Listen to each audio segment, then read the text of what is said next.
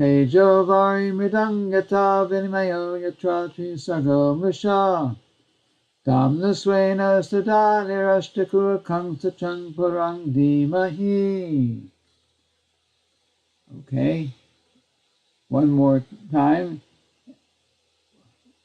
Anita, would you like to read the translation? This is the last time of this translation. Oh my Lord! Okay, can you see it? No. I'm sorry, you always forget to share it. Hold a second.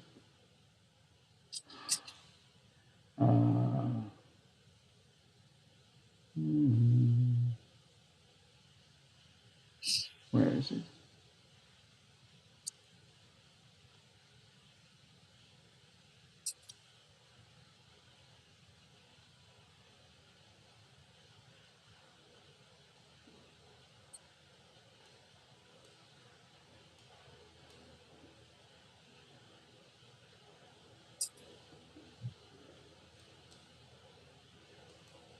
There we go. Share.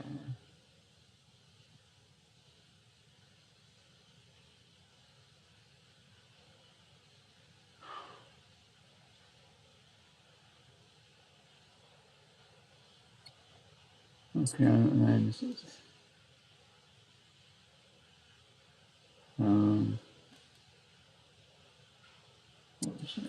I can share my screen if you want, Dharma Prabhu. Okay. Can you? Yeah. So we are at the wait. Let me share my screen. So, do you see my screen, Anita? Yeah. Yes.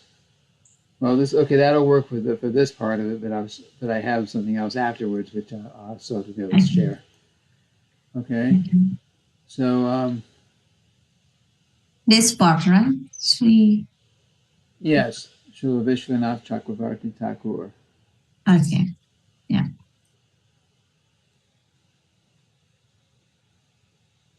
Oh, now I found it. There. Okay, I'm gonna. I think I found the button. So.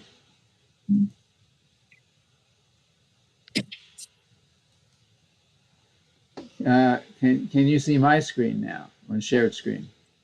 Yes. Okay. Yes. Okay. So sorry. Sometimes things get covered up on my screen. I can't find the right place. Okay. So Srila Vishwanath Chakravarti Thakur. Someone who would like to read? It's for me. It's a bit too small. I can't. My eyes are not good. It's a bit too. Is it too small? How do you see it?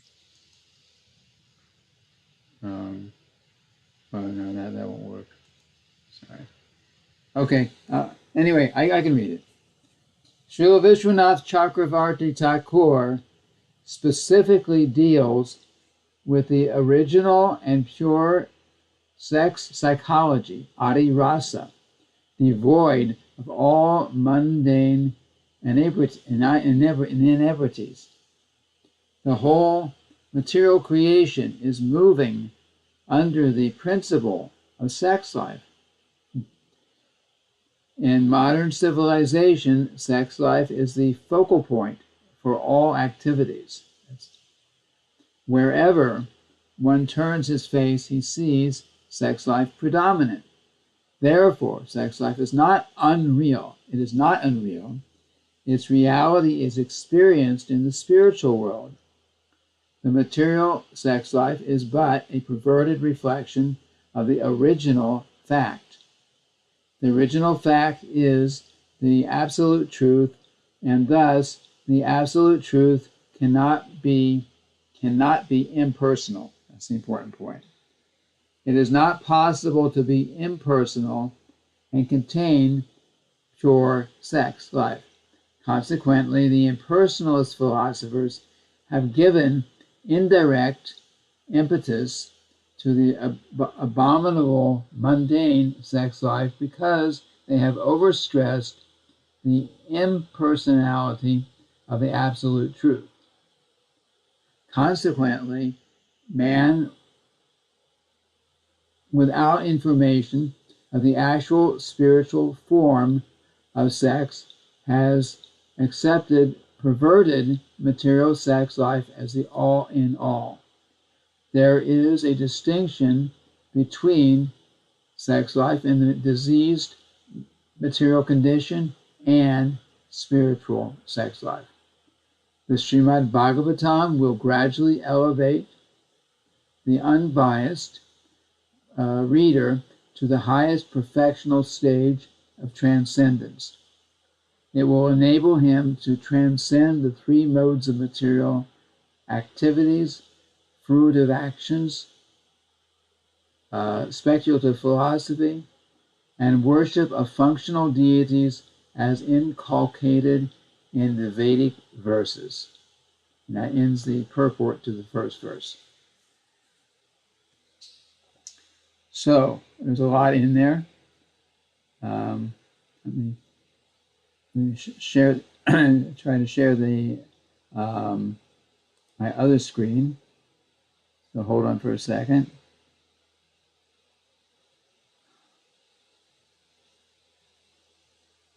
Let's see, share screen. Oh, sorry.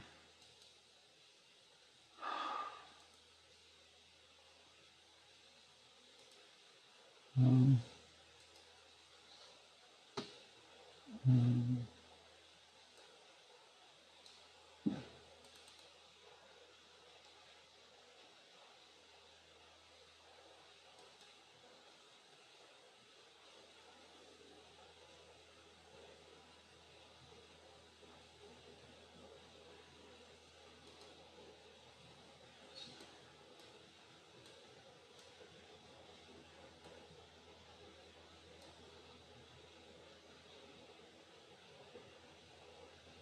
what's happening here?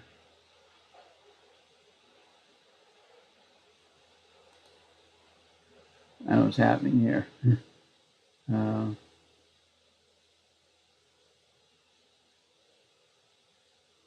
Maybe you don't have to share it then, Dharma Prabhu. That's fine. I mean, We can we can sort it out later. The problems. No problem. Okay. Well. Okay. I think in the recorded version it'll be safe. I think. Okay. So without you seeing it, I'm sorry.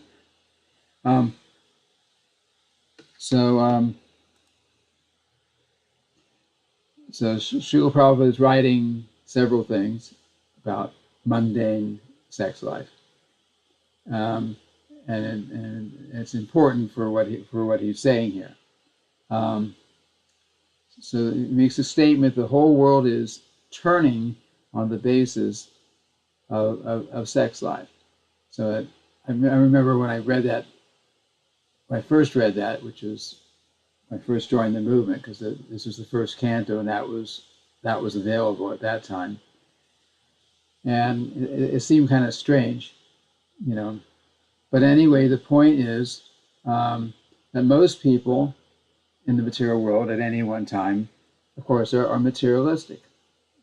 There's no knowledge of God, and the interest is material things, then you're going to be materialistic. So for most people at any time, 99.9% of the people, we'd say, at any one time in the material world, the desire is there for material enjoyment, and Srila Prabhupada says that the highest material enjoyment on the gross level is sex. That's what it is, and most activities in the material world are directly or indirectly related to that end. Okay, I mean, if you look at the clothing industry, it's not all for that purpose, but it's very, very prominent, right? Cosmetic industry, uh, the, the hairstyling, that kind of industry, it's all related. Even directly or indirectly, a lot of activities that have to do just with family and children and having things that the family needs. It's it's related because children come from sex, physically speaking, and then of course the whole TV shows and movies and most books, novels, and things like that. A lot of it's related to that ultimate goal. So that in that sense is the sex life is very, very prominent in the material world. So but Srila Prabhupada's point is that that material sex or material sex life is a perverted reflection of the real thing. In other, so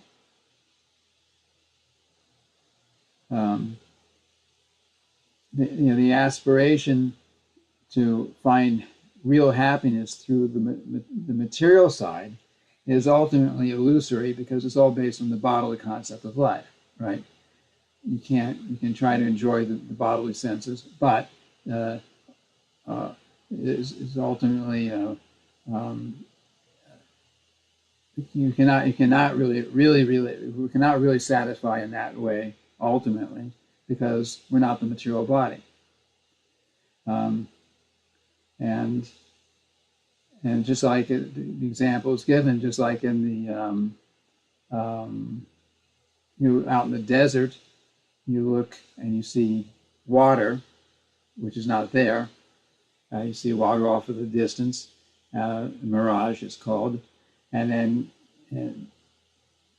and all of the water is not there, but you know of water and you're thinking that it's water because real water is somewhere else, but the illusion is there in the desert.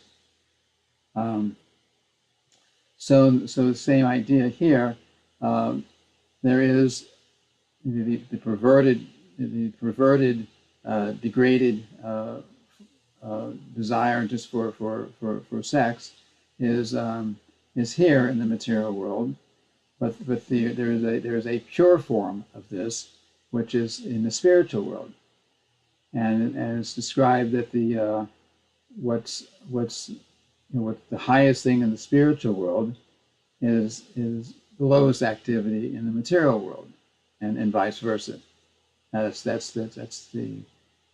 way. That's what Srila Prabhupada says, that the material world is just a perverted activities of the material world are just a perverted reflection of the spiritual world. Okay, and whereas the in the spiritual world, and we'll go into this shortly. The pure sex is there, and especially in Krishna and his relationship with the gopis, and and also the queens of Dwarka when Krishna appears. That's there. But on the material platform, it actually binds us. Sex is a result of lust, and lust means a desire to enjoy, and from this contemplation and attempt to enjoy the senses, then we degrade ourselves. So there's a nice verse, couple of verses, which I really like in Bhagavad Gita, for those of you who are studying Bhakti Shastra. This is chapter 2, verses 62 and 63.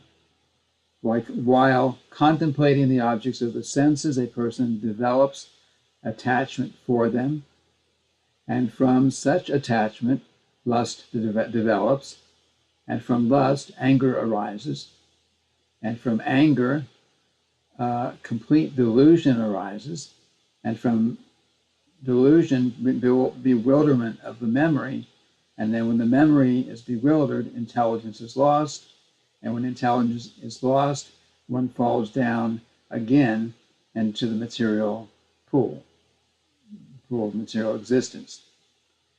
So this is actually a very instructive verse, because you start contemplating some kind of sense object, and then as a little bit of contemplation. First the idea, some thought comes into the mind.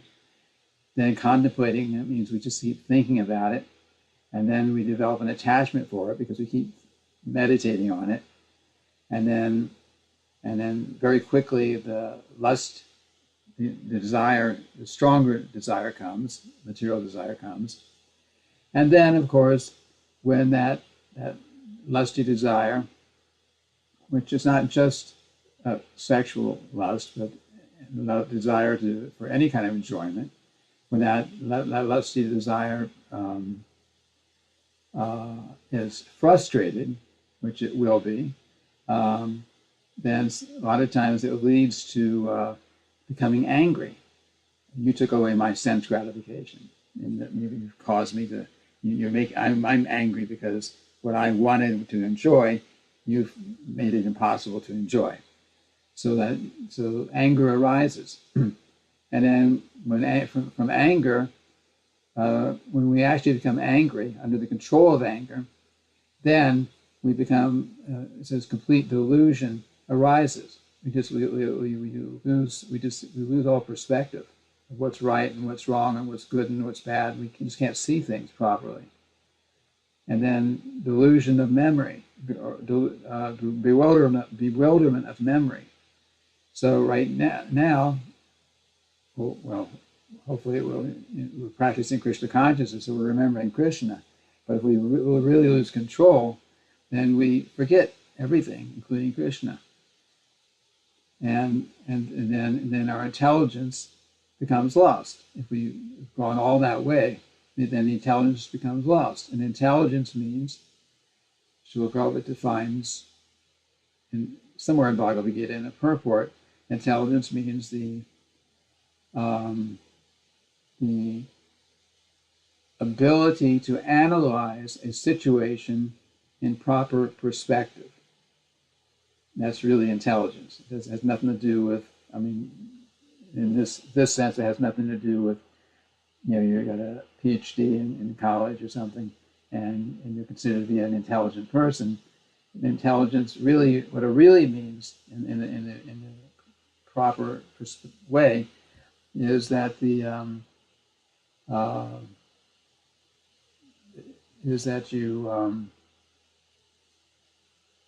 have on the basis of knowledge. It means I am not this body, I'm spirit, soul, I'm servant of Krishna, like that. On the basis of knowledge, then I know what to do.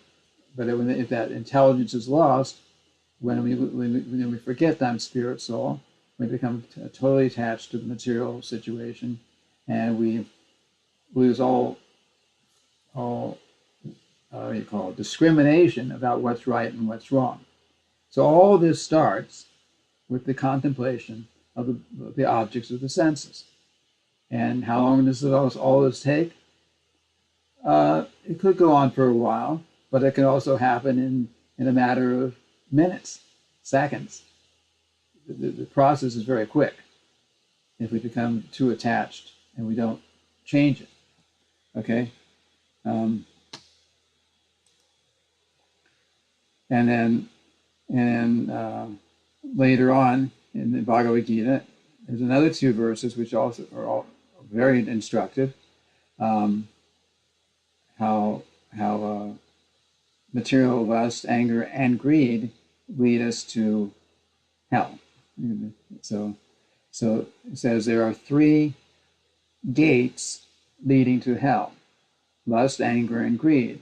Every sane man should give these up, for they lead to the degradation of the soul. The man or woman, but the verse says man, who has escaped these three gates of hell, O son of Kunti, performs acts conducive to self-realization and thus gradually attains the supreme destination. So, again, lust, anger, and greed. Once we start the path, the material path, then it can go very quickly.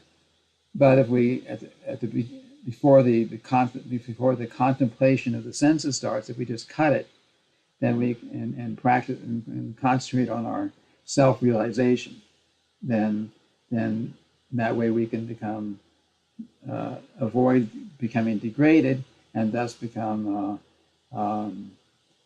Krishna conscious and achieve the supreme destination, which of course is to go back home, back to Godhead. This is from chapter 16, verses 21 and 22. Now,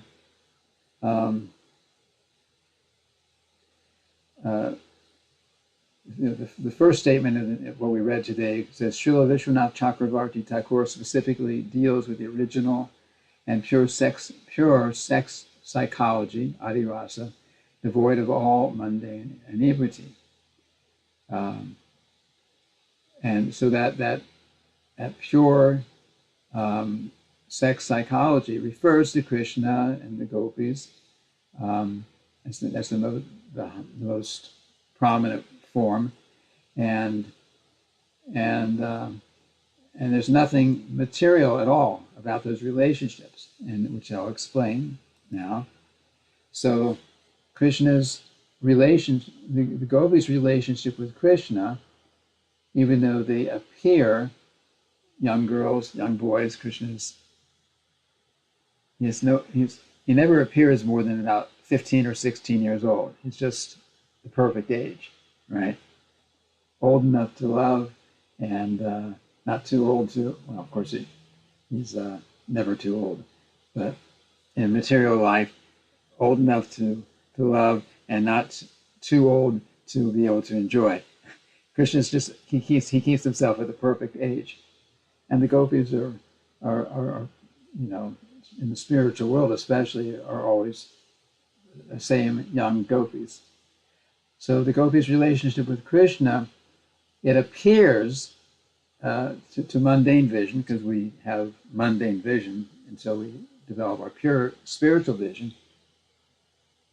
So he has his relationship may appear similar to that of the lusty relationships between young boys and girls. But this is just external, externally that may appear that way. The actual relationship is different, because even though the gopis appear as lusty girls and wanting to enjoy with Krishna in a certain way, actually that's actually their rasa with Krishna. It's actually their rasa. They are there, and Krishna likes that relationship. But unlike lust, actual lust means that the girl is not really thinking what I can do to please the boy, and the boy is not really thinking. I mean, to some degree, but it's not pure in the material world. They're not really just thinking how to please their partner. They're thinking, I'll please the partner, and that partner will reciprocate and do something for me. I mean, it's a material life. So but the gopis, their relationship is very different. They're actually only thinking about how to please Krishna, and Krishna is only thinking how to please them. That's actually their relationship.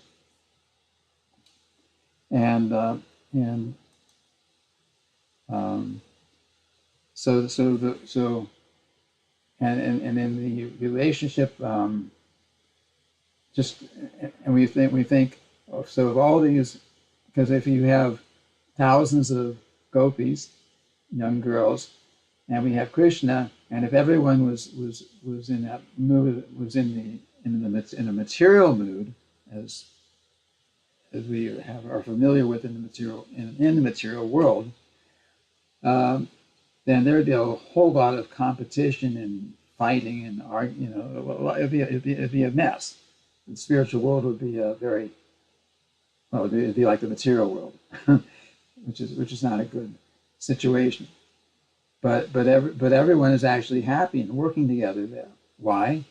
Because the gopis in the spiritual world, they know that the Radharani, who is the most, you say the head gopi, that Krishna loves Radharani more than any of the others, and all the gopis know that. So they don't. So and their real interest is to see that Krishna is happy. That's all they want to do is they want to be with Krishna, but they want to see that he is happy. So the relationship between Krishna, the gopis, and with Radharani is that all the gopis are thinking and planning, making so many elaborate arrangements how to put together Radha and Krishna so they can enjoy. And by doing that, Krishna is happy, Radharani is happy, and all the gopis are happy too because they are happy seeing that Radha and Krishna are happy. We don't find this situation in the material world. I mean, it's just not there. But that's the mood there. And then in the same way, Radharani, even though she is being treated as the center and everyone's thinking about how to give her pleasure, she's not, her mood is that, and she says this, her mood is also just to make sure that Krishna is happy. So she's, in her mood, she's saying that even if some other gopi can please Krishna more than me, I will become her maidservant and assist her in serving Krishna. My only desire is to see that Krishna is happy. So you can see a wonderful relationship in the spiritual world. Everyone is just thinking, I'll do anything I can do so that Krishna will be happy. And if Krishna is happy, then I am happy. And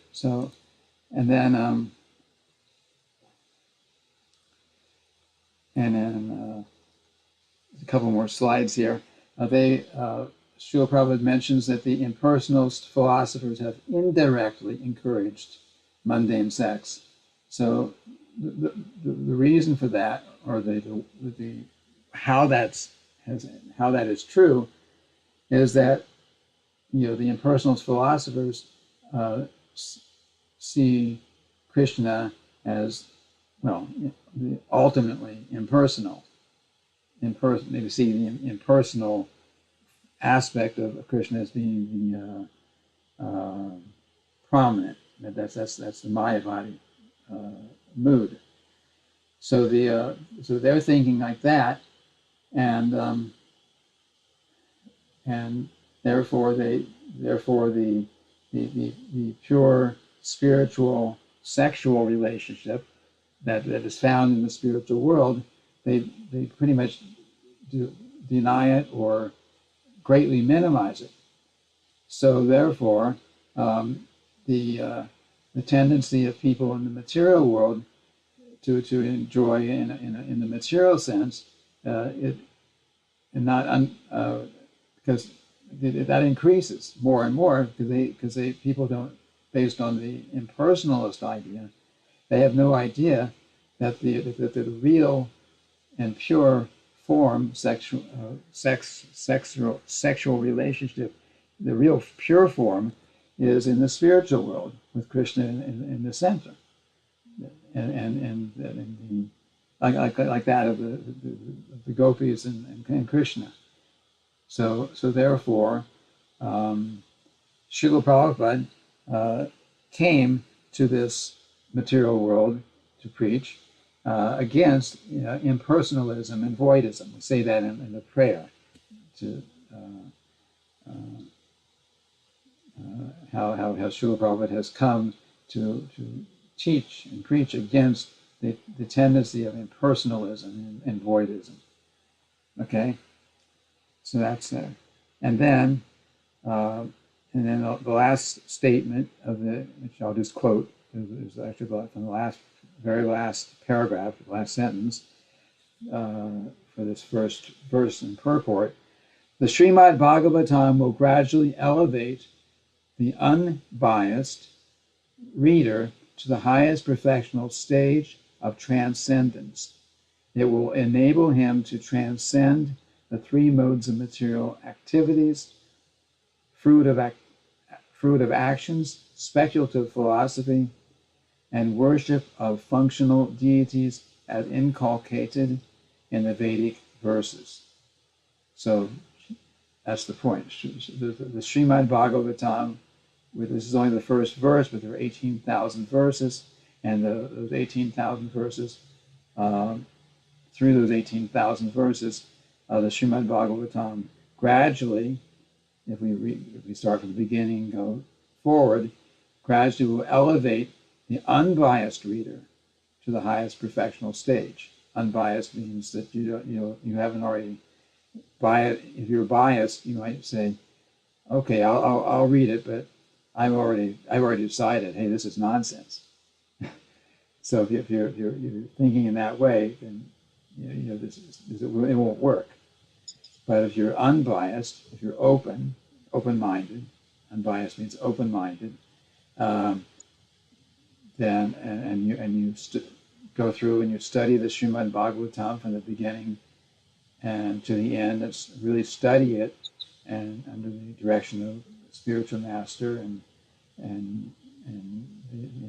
the acharyas, then we'll reach the perfection. Srila Prabhupada actually wrote, by the time he finished the 9th canto, following the process properly, then you will become a God-realized soul. Okay? So, I guess that's my presentation. So we will open up for questions at this point. We have almost a half an hour left. Are there questions? Hare Krishna Dharma Prabhu. Yeah, I have a question. So, how do you control your senses then? I mean, like, I'm going to give an example. Okay. This morning at 9 o'clock, 9:15, I eat a whole box of prasadam. I couldn't control my tongue. It was so delicious, and I eat the whole box. And then my mom said, you have to control your tongue. If you cannot control your tongue, you cannot control anything.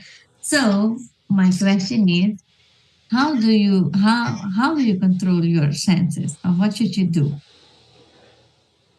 Well, you didn't eat the box itself, did you? Just the prasadam in it, right? Okay, so you're okay, because controlling the senses, eating wise, is taking just prasadam. So that's purifying. Yeah. Now, if you had lost control and you just went out and bought something in a store and just started eating it without offering to Krishna, that would be not controlling the senses. So our first thing is, as far as eating and controlling the senses, it means you eat only what's been offered to Krishna, which also restricts what you can eat, because we can't offer just anything to Krishna. And sometimes we'll be more hungry than other times too. So it's not a big thing. Just make sure it's prasadam. Okay, so in terms of controlling our tongue, then that's it. There's other senses too, but in terms of the prasadam, as far as controlling the tongue and eating, then that's the main thing. Just make sure it's just prasadam. And you can try to eat at regulated times too. But if you're more hungry one time than another, that's just not a big thing. Just make sure that what you're taking is prashadam, because then it'll purify you. Okay. And then you just said that the highest material enjoyment in the material world is the opposite as in the spiritual world. So in material world, the highest enjoyment is sex. So what is the highest enjoyment in the spiritual world, which is the lowest here for us? So what is that? Well, it's not. I mean, in the spiritual world. Good question. Well, the thing, Srila Prabhupada's point is that in the material world, sex life is. I mean, obviously there's it's not just the enjoyment, but it's not just that it's considered the highest enjoyment, but it's in the material world, but it's considered to be the way it's usually practiced is actually degraded. So that in that sense, I mean, complete uncontrol, which leads, in general, which leads to. So it's not just the highest.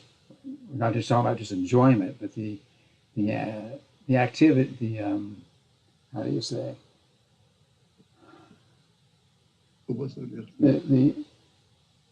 There's a certain mood. So in the spiritual world, the relationship with Raghunath Pran's coming now. In the spiritual world, sex life, which means Krishna and the gopis mostly, is very, very high, elevated position. Even it's considered the highest of the five rasas. And in the material world, sex life and that relationship, because it's totally for material enjoyment, is considered, and all the other things that come with it are considered to be very low. An uncontrolled sex drive means it often leads to abortions, for example, and so a lot of material problems come as a result of uncontrolled senses on that level. So it's considered to be and people, whether they can follow themselves, personally follow or not, means be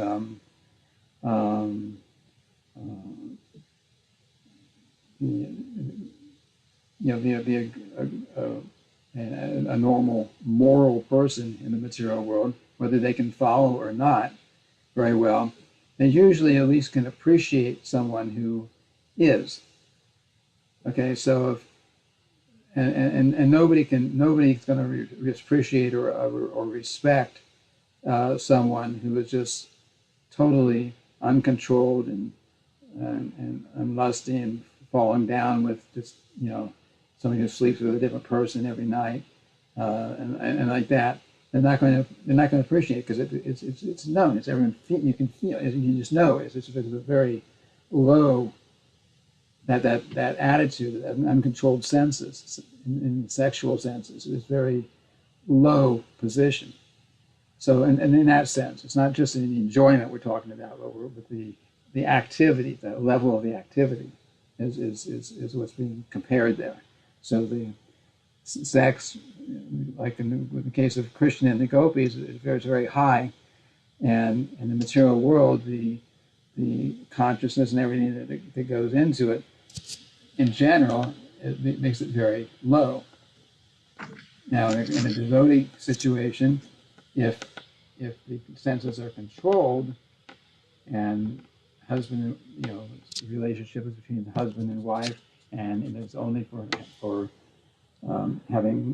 conceiving Krishna conscious children, and the children are raised properly, Krishna service, then that's actually religious. That's different. But in general, that's not what we find in the material world. And material concept of sex life is considered to be very degraded, just the opposite of the pure spiritual um, form of it. Does that answer the question? Yeah.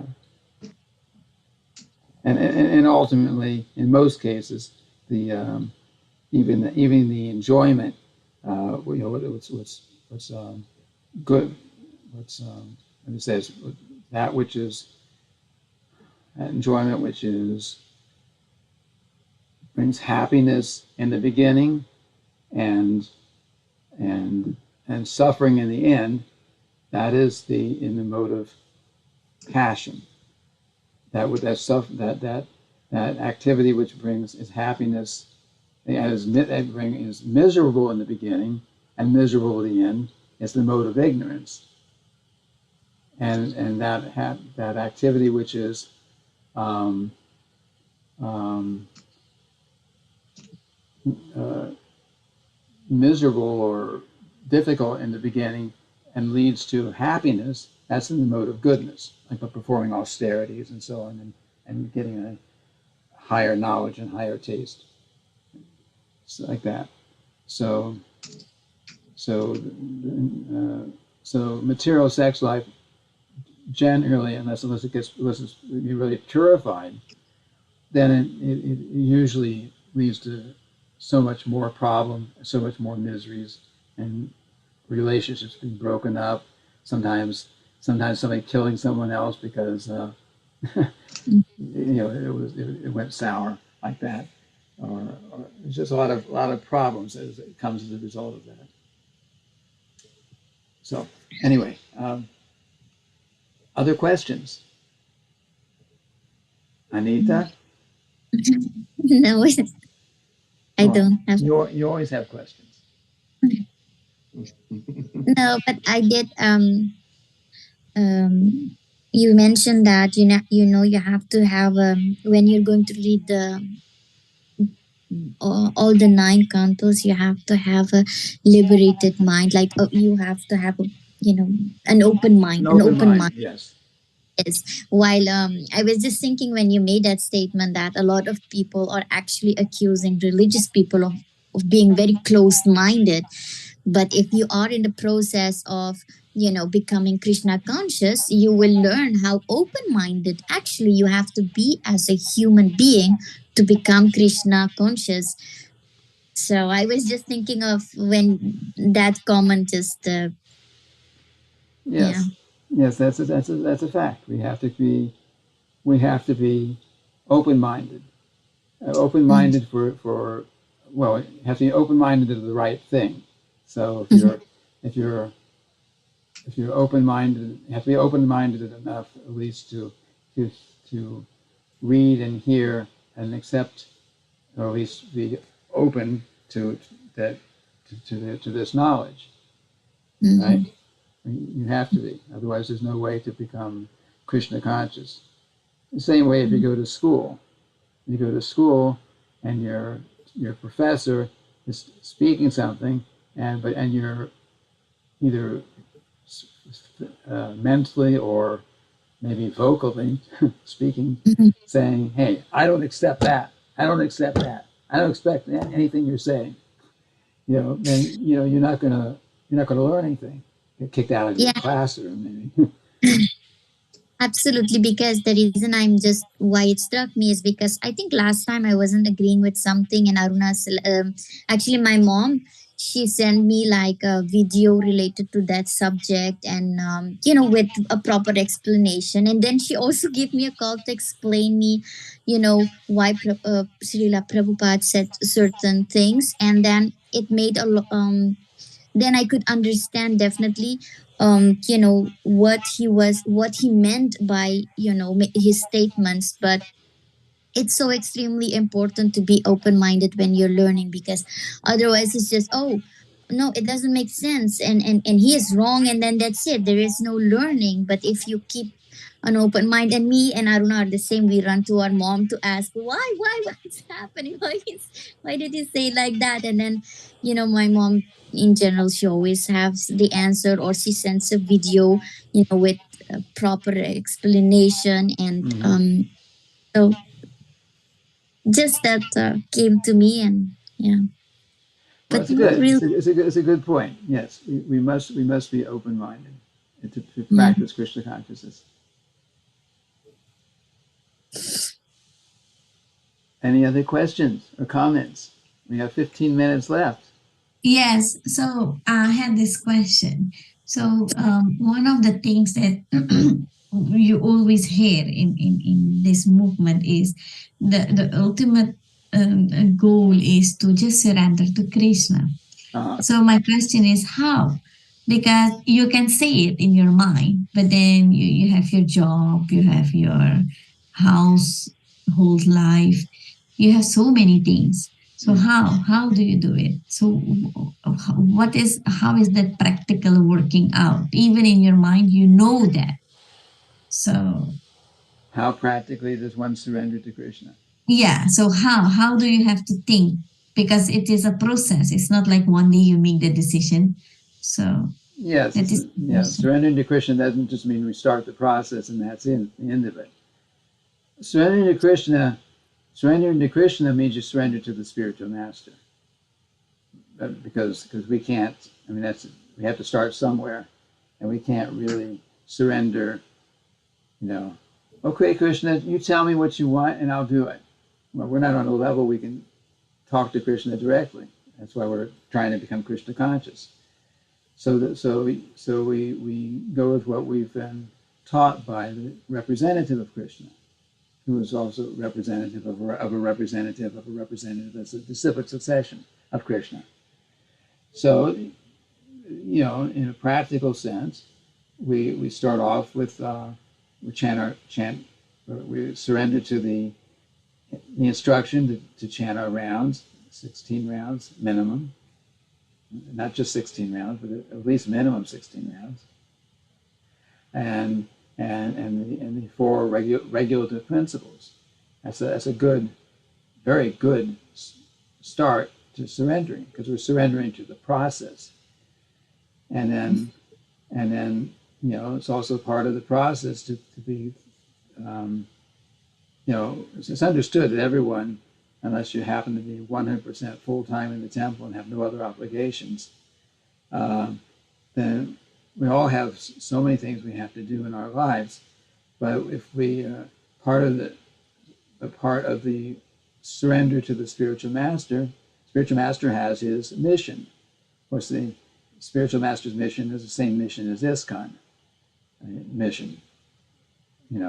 So it all has to do with carrying out what Srila Prabhupada wanted us to do, which was to basically spread Krishna consciousness, practice Krishna consciousness, and spread Krishna consciousness. So that's surrender. That's part of the surrender to Lord Krishna. And then when things get difficult, as they do, it's just part of the process. When things sometimes get difficult, then part of the surrender is we don't give up. Don't give up the path. And then we can, and as we advance more and we get more desire, we hopefully will get more and more desire to really learn more and more about Krishna consciousness, and we'll continue on the path, not giving up the chanting, not giving up the following the principles, not giving up any of these things, but we want more and more knowledge. Just like I was, of course, Srila Prabhupada's books are full of knowledge, so much. We can never hardly read them in this life, and I want to speak of fully studying them.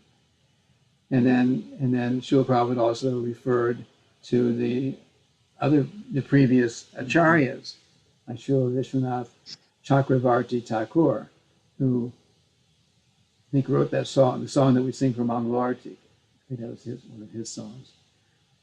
and he also wrote many books, and his books tended to be very, very elevated books about, well, there's one called Madhurya Kadambani, I believe it's called Madhurya Kadambani. Anyway, it goes into some very deep things about the path of it gradually advancing in Krishna consciousness. It's there, and so it's not like it's Maya to read these previous acharyas' books. Srila Prabhupada, he quoted them, he referred to them, and he authorized those who had the ability to translate them. He authorized those translations. He specifically said that books like Bhaktivinoda Thakur's Jaiva Dharma and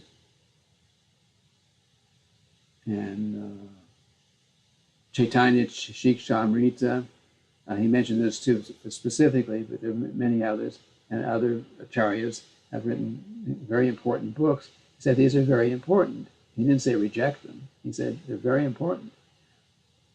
Bhakti Rasamrita Sindhu. We have Nectar Devotion that's based on Bhakti Rasamrita Sindhu. So you can read, if we, as we advance more and more, we may want to read and study these what's in these other very important books. And that what I just mentioned, it mentions the different stages of devotional service, ending in Krishna Prema. And in Krishna Prema, he gives knowledge of, in the last stage of Krishna Prema, how the devotee is, actually, Krishna's appearing to him, and then Krishna hides from him. It makes him a little bit crazy, and and trying to, you see Krishna once, and you just went, where did he go? You start getting very, very, very, very eager. I've got to see Krishna again. I can't tolerate not seeing Krishna. And it goes back and forth like that. Krishna plays with it a little bit to increase our hankering. This is actually on the level of Krishna Prema. Anyway, there's a lot of, I don't want to try to, I'll make it, I won't be able to present it exactly and to like the way he did, but it's there, this kind of knowledge. And it's there for us to learn and to study. It's very it just shows how deep this philosophy is. So, but what if you don't have a spiritual master? That means, so the surrendering process starts after initiation? No, not necessarily. The process starts with first step in there's 9 stages of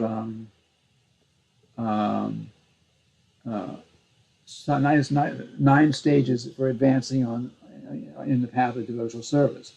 We have 9 kinds of devotional service and 9 stages of advancement. So it starts with shraddha,